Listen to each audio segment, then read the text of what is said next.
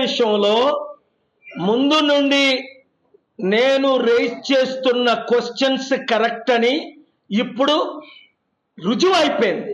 Number 1, 9:30 గంటలకు 24వ తారీఖు రాత్రి ప్రవీణ్ పగడాల తన ఫోన్ నుంచి ఆయన హత్య ముందు కొన్ని సెకండ్లు మాత్రమే ఆయన వైఫ్తో ఫోన్ చేసి మాట్లాడారా లేదా? మరి 9:30కి విజయవాడలో ఉన్నానని చెప్పిన ప్రవీణ్ పగడాల 11:30కి రాజమండ్రి ఎలా చేరుకున్నాడు? సైరన్ వెహికల్ ఉన్న నా వెహికలే 3 గంటలు పడుతుంది ఒకవేళ పోలీస్ వెహికల్ వెళ్ళాలంటే. 2, ఇన్స్పెక్టర్ ఇన్వెస్టిగేషన్లో ఐజీ ఏమన్నాడు?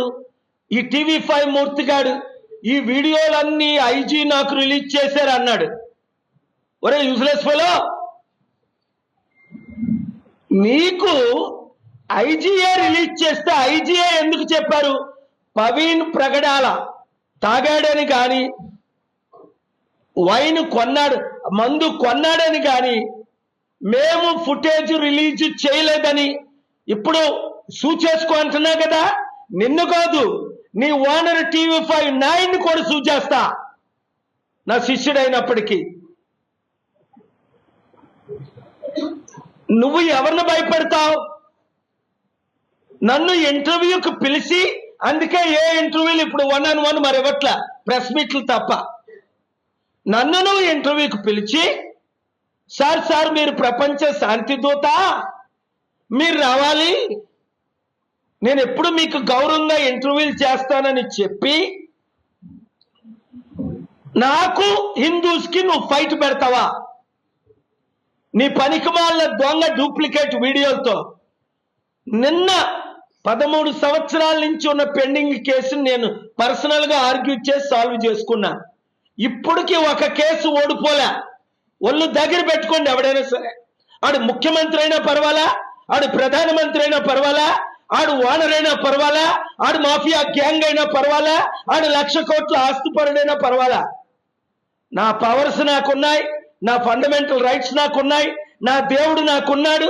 నేను శపిస్తే బూడిదైపోయిన వాళ్ళు చాలా మంది 7 మీకు తెలుసు, రాజశేఖర రెడ్డితో సహా. ట్రంప్కే దిక్కు లేదు, లైన్లో పడ్డాడు. ఈ విషయం నాకు మద్దతు ఇస్తున్నాడు.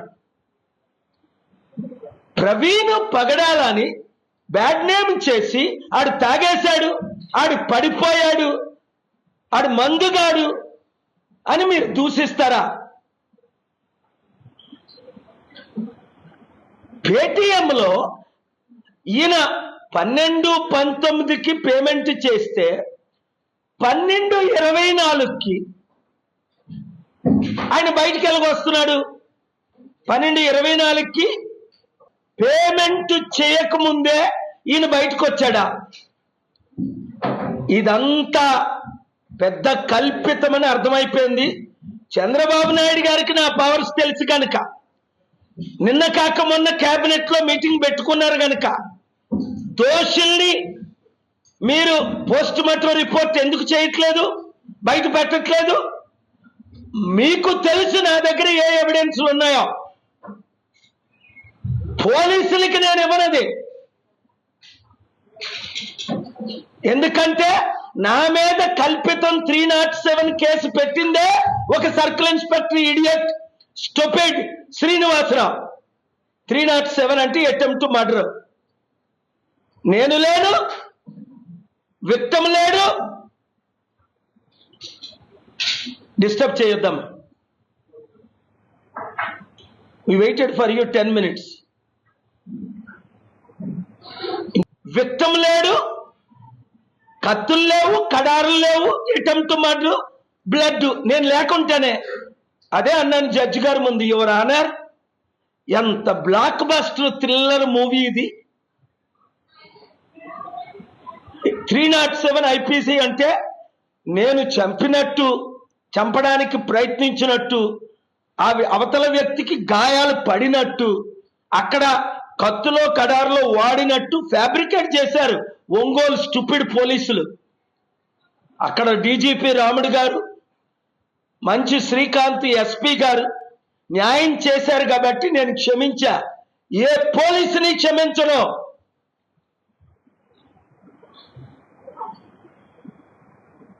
ఇప్పుడే ఇంకొక కేసు ఇన్వెస్టిగేషన్ చేయిస్తున్నా. ఎస్ఐకి వార్నింగ్ ఇచ్చా. వెస్ట్ గోదావరిలో కేసు విషయం త్వరలో నేను వెళ్ళి మాట్లాడతా.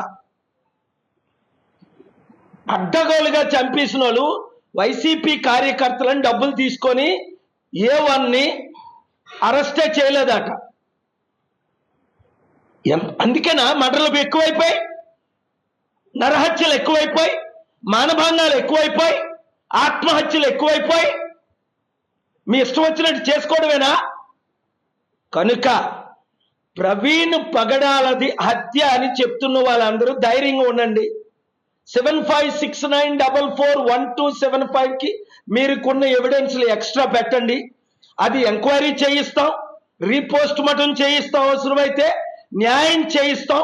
ఈరోజు కాకపోతే వివేకానంద రెడ్డికి 6 సంవత్సరాల వరకు న్యాయం జరగల. కొద్ది సంవత్సరాల తర్వాతైనా ప్రజాశాంతి పార్టీ అధికారంలో రావాలి. మీరు రప్పించాలి. 2 తెలుగు రాష్ట్రాలను కాపాడాలి. ఇప్పుడున్న వారందరూ అవినీతి పరులని అర్థమైపోయింది. రెండో సబ్జెక్ట్, ఇక్కడ హైదరాబాద్ సెంట్రల్ యూనివర్సిటీ 2300 ఎకరాల్లో మంచి 400 ఎకరాలు ఎన్నుకొని దాన్ని ఇండస్ట్రీలకి ఇచ్చేసి 40,000 కోట్ల ప్రాపర్టీ 400 ఎకరాలది 2 కోట్ల రూపాయలకి అమ్మేసి స్టూడెంట్లు, తెలంగాణ నిరుద్యోగులు, తెలంగాణ విద్యార్థుల కడుపులు కొట్టడానికి ఇక్కడ ప్రయత్నిస్తున్నారు. రేవంత్ రెడ్డి గవర్నమెంట్, మరి బీజేపీ గవర్నమెంట్ ఎందుకు ఫైల్ చేయలేదు బిల్లు? అంటే వీళ్ళందరూ ఒకటేనే కదా. ఒరే మేము 22 ప్రాపర్టీలు అమ్మి పడేసాం, లక్షల కోట్లు మేము దోచుకున్నాం. ఆ బండి సంజయ్ గారు ఏం మాట్లాడతాడో తెలియదు. ఒక రోజుకో మాట వాగుతాడు. ఈ మధ్యన మళ్ళీ నా పేరు తీసుకొచ్చాడు. రేవంత్ రెడ్డి అమ్మేస్తున్నాడు, కేపాల్ కూడా అమ్మేస్తాడు అని. ఒరే యూజ్లెస్ ఫెలో, నువ్వురా, మీ డాడీ మోదీరా లక్షల కోట్ల ప్రాపర్టీ దేశం అంతా అమ్మేశాడు. నా పేరు ఎందుకు రా తీసుకొస్తావు?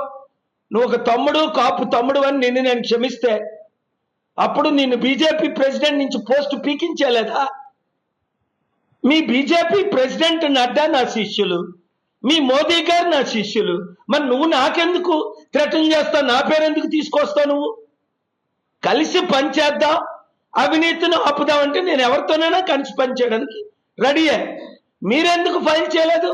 స్టూడెంట్లు ఫైట్ చేయడం, ఈ పనికిమాలిన స్టూడెంట్లు కూడా కొంతమంది గొర్రె కషాయాన్ని ఎలా నమ్ముతుందో ఆ కేసీఆర్ని నమ్ముతారు, ఆ కేటీఆర్ని నమ్ముతారు, ఆ చంద్రబాబుని నమ్ముతారు, ఆ జగన్ను నమ్ముతారు, ఈ రేవంత్ రెడ్డిని నమ్ముతారు, ఈ బీజేపీని నమ్ముతారు, ఈ దొంగల పార్టీలు నమ్ముతారు. కళ్ళకు కనబట్లేదా? స్టీల్ ప్లాంట్ అందరూ అమ్మేశారు 14,000 ఎకరాలు, నేను తప్ప. అమ్మకాన్ని నేను ఆపాను. 8 లక్షల కోట్లది కోర్టుకెళ్ళి మోదీ గవర్నమెంట్, కాంగ్రెస్ అందరూ అమ్ముతుంటే నేను ఆపాను. మీ కొరకు ఇంత ఫైట్ చేస్తున్నాను ఓపెన్ గానా. కనుక హైదరాబాద్ సెంట్రల్ యూనివర్సిటీ విద్యార్థులందరూ వినండి, నేను మీతో ఉన్నాను. మీలో కొందరు అమ్ముడుపోయినా పర్వాలా, 3-4 ప్రెసిడెంట్, నేను స్టూడెంట్స్తో విన్నాను. వేల మంది స్టూడెంట్స్కి నేను మద్దతు ఇస్తాను. నేను ఎంట్రీ అయిన తర్వాత ఎవడు ఏది అమ్మలేడు. ఒకవేళ బినామీకి అమ్మినా మన గవర్నమెంట్ వచ్చిన తర్వాత ముందే చెప్తున్నా, మీరు కొనుక్కోరని అంటే కుదరదు, క్యాన్సిల్ చేసి పడేస్తా. డీల్స్